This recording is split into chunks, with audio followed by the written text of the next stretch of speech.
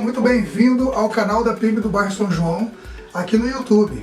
Essa é a nossa EBD digital e hoje nós vamos iniciar uma série de estudos nova, baseada no livro de Atos, Atos dos Apóstolos. Nós vamos acompanhar aí, desenvolver todo o nosso estudo desses próximos 3 meses no livro de Atos dos Apóstolos, usando como base a nossa revista Palavra e Vida, que é a revista que nós usamos aqui na igreja, na classe de jovens, de adultos, de jovens casados, na classe de mulheres. Então é uma revista, e aqui na nossa EBD digital também. Então nesse trimestre nós vamos estudar a revista Palavra e Vida com o título Atos da Igreja Primitiva, que é um panorama geral que conta para nós os relatos dos primeiros passos da igreja após a morte, ressurreição e ascensão de Jesus. Lucas então escreve o Evangelho de Lucas como seu primeiro livro, a sua primeira carta, e depois escreve os Atos dos Apóstolos. E ali ele vai relatar todos esses primeiros passos da igreja primitiva. Primeiro, com a descida do Espírito Santo, e ali então a atuação do Espírito Santo na promoção e na propagação do Evangelho, a conversão de Paulo, outros milagres que foram acontecendo, curas, transformações, as viagens missionárias, a consagração dos diáconos, os seguidores de Jesus que vão se aproximando para servir a Jesus. Então, ao longo desses 3 meses, nós vamos estudar a revista Palavra e Vida e vamos então aprender mais ainda, mais intensamente, mais profundamente sobre tudo isso que Deus nos ensina através da sua palavra, e nesse período vai nos dar a oportunidade de aprender ainda mais. Então eu convido a você a participar conosco desse período de estudo, de aprendizado, de crescimento na Palavra de Deus nesses próximos 3 meses. Se você puder estar conosco aqui na nossa EBD, será um prazer. Nós nos reunimos todo domingo às 8 horas da manhã, de 8 às 9, em classes individualizadas, separadas, com professores qualificados, professores muito bem preparados, e é um ambiente de crescimento mútuo, porque os professores conduzem as aulas, mas os alunos também têm a oportunidade de compartilhar o conhecimento e as suas próprias interpretações daquilo que foi estudado ao longo da semana. Se você quiser adquirir a revista, nós temos a versão digital e a versão impressa aqui na igreja.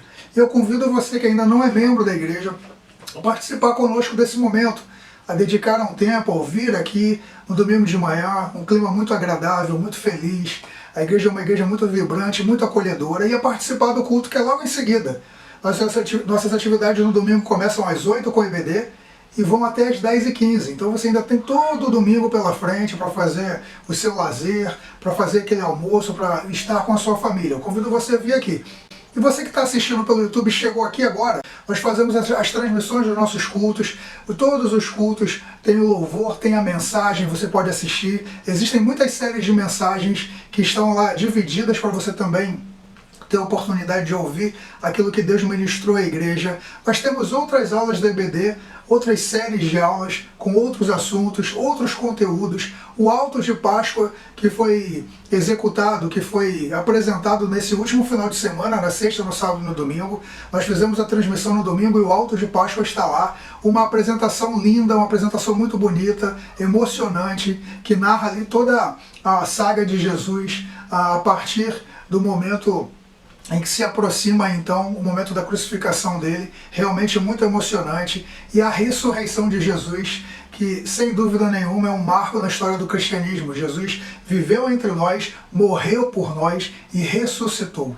Louvado seja o Senhor por isso. Então eu quero pedir a você para compartilhar esse vídeo com os seus vizinhos, os seus amigos, que você entende que precisam conhecer mais a Bíblia, estudar mais a Bíblia, para que eles possam conhecer o nosso canal, conhecer a nossa igreja. Deixa o seu like aí para o YouTube mandar esse vídeo para mais pessoas. E se você ainda não é inscrito no canal da igreja, eu te convido a fazer isso. Não custa nada, é de graça, vai abençoar muito as nossas vidas, porque vai fazer com que esse material que nós produzimos, os cultos, as mensagens, os louvores, as aulas, o Alto de Páscoa, como eu falei, as cantatas de Natal que nós fizemos ano passado, todo esse material vai chegar para mais pessoas. Então, apenas dando um toque aí na telinha do seu celular, se inscrevendo no nosso canal, compartilhando esse vídeo, deixando o seu like, você vai estar fazendo como a Igreja de Atos, levando o Evangelho para todo mundo, né? Começando por Jerusalém, por Samaria e chegando aos confins da terra. Nós vamos começar então lendo a palavra de Deus que, como sempre, é a base da nossa reflexão em todo tempo, em todo momento.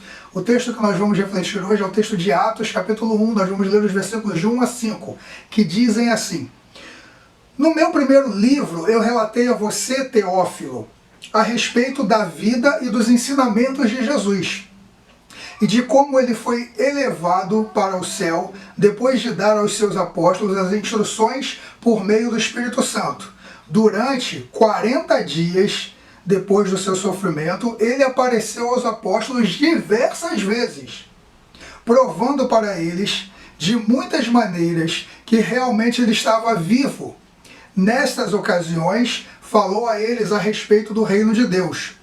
Num desses encontros, enquanto comia com eles, deu-lhes esta ordem: Não saiam de Jerusalém até que o Espírito Santo venha sobre vocês em cumprimento da promessa do Pai, conforme eu disse a vocês.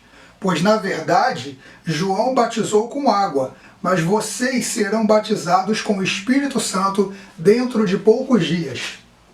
Baseado nesse texto, o autor da lição então escreve essas primeiras notas, essas primeiras palavras que vão falar para nós a respeito daquilo que Deus deseja nos ensinar. E nós vamos aprender então um pouco sobre aquilo que diz respeito ao contexto, ao cenário onde o livro de Atos, ou seja, os relatos do livro de Atos, se desenvolvem então na palavra de Deus. Atos dos Apóstolos é a segunda parte da obra de Lucas, como a gente leu no versículo 1. Como sabemos, Lucas escreve o Evangelho de Lucas como uma primeira carta enviada ao seu amigo Teófilo. E aí então nós temos essa segunda carta, que é o livro de Atos.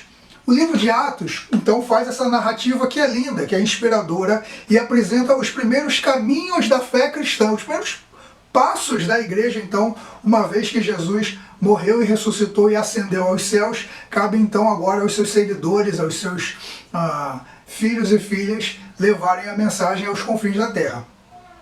Logo após a ascensão de Jesus aos céus, vemos então nessa trajetória escrita por Lucas um caminho da própria promessa de Jesus, onde os seus discípulos seriam o quê? Revestidos com o poder do Espírito Santo. Para quê? Para que este evangelho, que é o poder de Deus para a transformação de vidas, alcançasse então novas culturas e novas nações. O ministério de Jesus, apesar do seu poder, da sua glória, ele é restrito a uma região geográfica muito particular. Jerusalém, Samaria, Jericó fazem parte de uma região muito particular. E Jesus concentra o seu ministério ali, atuando, pregando o evangelho, falando sobre o amor de Deus, sobre o reino de Deus, curando, transformando, restaurando, operando milagres, morre, ressuscita e vai aos céus. Mas é imperativo aqui que esse evangelho agora alcance outras pessoas, de outros lugares, de outras nações, de outros países, e cabia agora à igreja levar esse evangelho então para outros lugares, para outras nações, para outras pessoas. Por isso, Jesus dá uma instrução aos seus discípulos para que eles não saíssem de Jerusalém. Porque em poucos dias, como está relatado lá em Atos 2, aconteceria alguma coisa que seria o marco desse então primeiro pontapé, o primeiro passo para a expansão do evangelho, que alcança, que transforma vidas. Esse evangelho chega até nós e nós somos a prova viva de que esta promessa se cumpriu. Qual é a promessa que se cumpre então? De que esse evangelho ele seria levado ao mundo, ele seria pregado até os confins da terra. E não somente os confins da terra geograficamente, ou seja, o outro lado do país, o ocidente. No nosso caso nós estamos no Ocidente, ou seja, as nações do Oriente, lá naquela época era o contrário, não. Mas no sentido também mais amplo, no sentido geracional. Porque naturalmente nós estamos a pelo menos 2000 anos do que aconteceu. E após a morte de Jesus, esse evangelho continua sendo pregado e ele vai sendo expandido, ele vai sendo levado a outras pessoas e outros lugares, ele chega até nós. Mas então, irmãos, precisamos esmiuçar esse texto rico em detalhes para compreender que Atos não são apenas eventos históricos, apesar de na divisão bíblica a gente dividir o Novo Testamento em evangelhos, livro histórico, livros proféticos. o livro de Atos e as cartas paulinas, naturalmente, as cartas e as cartas paulinas.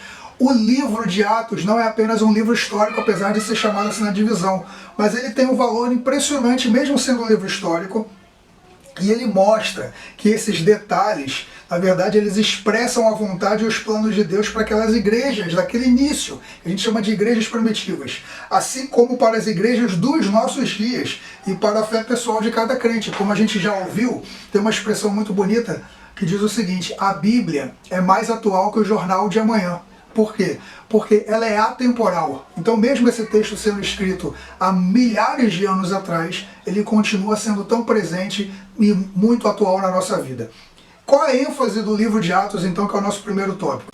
Este livro, então, nos transporta para um coração vibrante e pulsante daquela igreja. Uma igreja que compartilhava tudo o que tinha, que dividia tudo o que tinha, e através, então, dessa dinâmica relacional, as pessoas iam se aproximando, iam se convertendo, iam buscando também receber nas suas vidas aquilo que elas estavam vendo a igreja primitiva desenvolver na sua própria vida. O que mostra pra gente, irmãos, que a pregação do evangelho é muito importante. Tudo que nós fazemos é muito importante.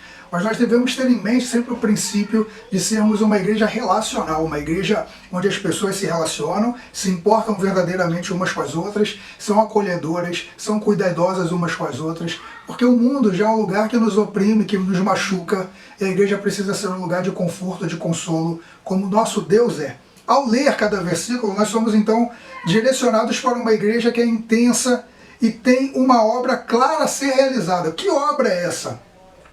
A missão é parte, então, do dia a dia. E por isso, o testemunho transformador do Evangelho, a vitalidade dos discípulos e a obra constante do Espírito Santo impulsiona essa igreja para a missão. Qual é a missão, então? Que é clara e precisa ser realizada: ir por todo o mundo e pregar o Evangelho. Alguns aspectos são muito importantes para serem destacados nesse livro. Quais são? O início da igreja, a atuação do Espírito Santo, como eu disse lá em Atos 2, assim como as estruturas que vão auxiliar a igreja no cumprimento da sua missão, em meio às perseguições, como a instituição do diaconato, a chegada dos diáconos para auxiliar os discípulos, a conversão de Paulo e a chegada de novos discípulos, a expansão da igreja e a conversão dos gentios. Dentre essas ênfases, logo no início do livro, Lucas então destaca a atuação constante e contínua do Espírito Santo na vida dos apóstolos e na expansão da igreja. Em Atos 2, a descida do Espírito Santo capacita-os para testemunhar e proclamar com poder a obra salvadora de Jesus. Observem bem, o Espírito Santo desce para capacitá-los com um propósito, que é testemunhar e proclamar com poder a obra salvadora de Jesus.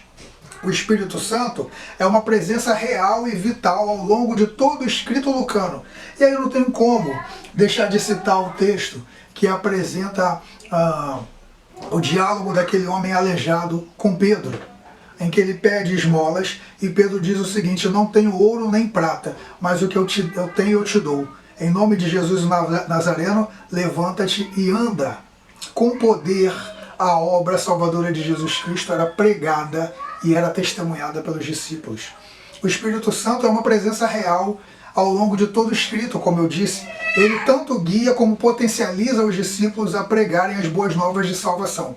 E também capacita e dá direção às igrejas. Sem ele, a igreja não avançaria e continua não avançando. Sem o Espírito Santo, a igreja não avança, nem nos tempos de hoje. O servo então de Deus não vence os dias maus. Nós precisamos do Espírito Santo atuando na nossa vida em todo o tempo, irmãos. Essa presença, então, é fundamental para outra ênfase que destacamos, o testemunho sobre Jesus. Lucas, no capítulo 1, versículo 8 de Atos, ele cita que os discípulos foram comissionados a serem testemunhas não só ali em Jerusalém, onde já estavam acostumados a viver, conheciam as pessoas e os costumes, mas para irem até as proximidades e aos confins da terra. E que testemunho então era esse que eles deviam levar? Eles estavam testemunhando o sacrifício de Jesus, ou seja, a sua morte, sua entrega pelos nossos pecados, mas principalmente, irmãos, a sua ressurreição dentre os mortos. A sua morte e a sua ressurreição são os fundamentos para a salvação da humanidade. Sendo assim, Tanto o testemunho como o espírito são ênfases centrais e dão base para todo o livro, pois é por meio desses dois fundamentos que o povo avança na missão de ir a todo mundo, formando novos discípulos, batizando-os e plantando novas igrejas, resistindo às tentações e transformando vidas até que esse evangelho chegasse ao nosso dia. A ênfase, então, do livro de Lucas é essa, é apresentar a morte e a ressurreição de Jesus como uma oportunidade para todos nós. E o contexto do livro, então? Analisando o contexto, é fundamental reunir informações para compreender Atos dos Apóstolos. Reunindo informações, nós vamos ter então uma visão mais ampla, uma visão mais correta do livro. O livro não é uma retrospectiva de Lucas para Teófilo. Ele relata eventos centrais da missão dos discípulos de Jesus em meio aos desafios, ou seja, tem um propósito. Não é contar tudo o que aconteceu, mas é contar principalmente os eventos mais marcantes, os eventos que tinham propósito, os eventos que marcaram uma mudança, ou marcaram uma ação, como por exemplo a conversão de Paulo, que é o grande pregador do evangelho que leva o evangelho para todo mundo. Dentre as ênfases, o processo do acesso dos gentios ao evangelho. Como eu disse, a pregação de Jesus é restrita geograficamente, ela precisava ser expandida, e são esses eventos que vão marcar essa expansão. A conversão de muitos marcam os relatos de Lucas em Atos, destacando então as missões lideradas por Paulo. Passagens como a visão de Pedro, a conversão de Cornélio evidenciam o contexto multicultural do livro, ou seja, ele é expandido. No contexto social, o culto ao imperador gerava perseguição aos cristãos, irmãos, que se recusavam a adorá-lo, resultando muitas vezes em perseguição. A prática da comunidade cristã primitiva de compartilhar recursos, como eu disse, está descrita lá em Atos 2, a partir do 42, reflete uma economia o quê? Solidária, empatia, comunhão. Além disso, a influência helenista é evidente em interações como as de Paulo em Atenas, onde ele se coloca diante do altar ao Deus conhecido e começa a adorar um lugar a um Deus que os gregos então não conheciam. A contextualização do discurso do evangelho para alcançar mais vidas, percebam, observar o contexto, observar a situação cultural, geográfica, histórica, para poder se posicionar, não alterando o evangelho, mas alterando a forma como o evangelho é pregado. Isso é muito importante. Sem perder a essência ou doutrina, entendem? Mudar a forma, dar um novo formato e entregar o mesmo conteúdo.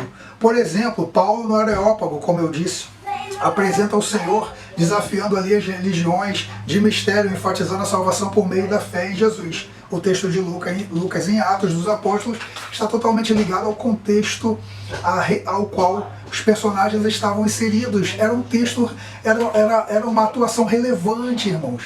A igreja precisa ser relevante, e para ser relevante, ela precisa observar o contexto onde ela está inserida, assim como o livro. Essa compreensão, então, enriquece a nossa leitura, permitindo que os leitores apreciem a complexidade e a profundidade das interações entre o Evangelho e o contexto histórico. Nós vivemos numa sociedade, num tempo, onde a nossa produção teológica, a nossa produção cristã, aquilo que fazemos, tem que observar isso. Todo domingo, quando o pastor sobe ao púlpito, nós pregamos levando em conta fatos que acontecem na nossa sociedade. Isso é muito importante, a igreja precisa se desenvolver assim, e Lucas está mostrando no Evangelho, aqui no livro de Atos, que isso é uma constante, sempre foi assim. Jesus tinha essa preocupação, os discípulos mantiveram essa preocupação, e a igreja também precisa manter essa preocupação. É importante, irmãos, reconhecer toda a expansão do Evangelho, tanto naquela época quanto nos dias atuais e futuros.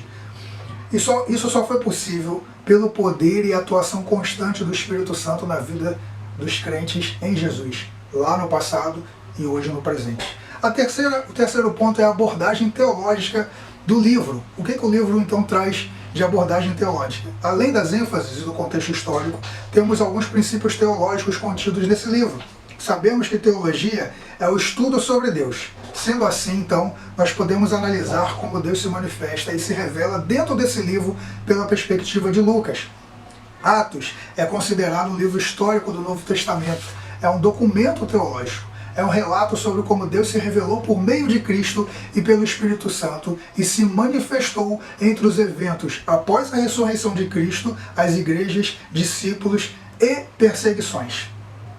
Esse dinamismo do próprio Deus em se revelar e inspirar Lucas orientou a igreja no passar dos séculos sobre sua obra e sua missão, sobre a importância da igreja nesses anos em manter a fidelidade à sua obra e à sua missão. Ou seja, Deus de forma dinâmica vai ensinando e instruindo a igreja a não se secularizar, a não se moldar aos padrões do mundo, às formas do mundo, mas mesmo como a gente acabou de observar aqui, mantendo a preocupação com a contextualização, ou seja, levar o evangelho de forma clara, de forma evidente, tomar cuidado para que isso não se perdesse então a importância e a autoridade da sua obra e da sua missão. Nós, aqueles que temos em mãos o livro, somos desafiados a viver essa fé dinâmica que nos envolve na missão de Deus de resgatar vidas por meio dos atos contínuos do Espírito Santo na nossa vida hoje. Manter a igreja sobre a vontade de Deus, sempre olhando para cima, de onde vem o socorro do Senhor. Os Atos dos Apóstolos, além de ser uma fonte histórica das primeiras igrejas, são experiências do dia a dia dos discípulos. Atos nos inspira, nos ensina a viver nossos dias como servos e como igreja, individualmente e principalmente coletivamente, de forma unitária. Porque Deus, quando olha para nós, não vê pessoas. Deus, quando olha para nós, nos vê como uma coisa só, como a sua igreja. Estamos nesse mundo, mas não pertencemos a esse mundo. A proclamação do reino de Deus é central em nossa teologia e se desdobra na nossa missiologia, que é a nossa forma de fazer missões, e se inspira para uma eclesiologia cristocêntrica, ou seja, uma forma de ser igreja sempre com Cristo no centro. Agora que nós já temos, irmãos, um panorama geral, com ênfases, contexto e teologia, nós precisamos entender que a centralidade do livro é a expansão do testemunho de Jesus por meio das igrejas, missões, vidas e até mesmo perseguições e martírios. Tudo isso colabora para que o evangelho seja expandido. A igreja, quando tem que fugir, quando tem que se movimentar, na verdade, ela não está sofrendo um infortúnio, ela está se expandindo. O evangelho vai ser pregado em outros lugares, para outras pessoas. A mensagem de Lucas, enviada a Teófilo, destaca a importância da comunidade cristã em testemunhar por meio de Atos os ensinos de Jesus feitos por meio dos apóstolos. Atos que venceram a barreira do tempo, pois foram inspirados por Deus. Louvado seja o Senhor, irmãos. O evangelho é para os judeus e para os gentios. O evangelho é para brancos e negros, pobres e ricos, homens e mulheres. O evangelho é para todos, para que todos saibam que Jesus Cristo é o Senhor, para a glória de Deus, o nosso Pai. Eu quero deixar aqui uma reflexão para nós fazermos. Analisando Atos como um todo, percebemos como Deus cuida dos seus em cada detalhe. Mesmo nas perseguições, mesmo na dificuldade, Deus está cuidando de nós. E o que eu e você, podemos apresentar a Deus para que a nossa fé e o nosso serviço não pare no meio do caminho? O que nós precisamos entregar a Deus? Quais são as nossas incapacidades, os nossos medos, as nossas preocupações que nós precisamos colocar diante de Deus para que o nosso serviço não pare pelo caminho? Eu convido você a fazer isso hoje, a fazer isso agora. Colocar diante de Deus a sua vida, os seus planos, os seus medos e confiar nele e se dedicar à obra dele. Porque esses irmãos nos mostram, os irmãos de Atos da igreja primitiva, que mesmo diante de muitas dificuldades, se nós seguirmos firmes na direção que Deus nos propõe, nós alcançaremos a vitória. Que Deus nos abençoe, que você tenha um domingo abençoado pelo Senhor com a sua família e que você possa refletir sobre isso. E que nós possamos juntos aprender com os nossos irmãos, para que assim nós possamos expandir ou continuar expandindo o Evangelho do Senhor, levando ele por toda São Pedro, por toda a região dos lagos, por todo o Brasil e até os confins da terra. Que Deus te abençoe, fique com Deus, até domingo que vem, em nome de Jesus. Tchau!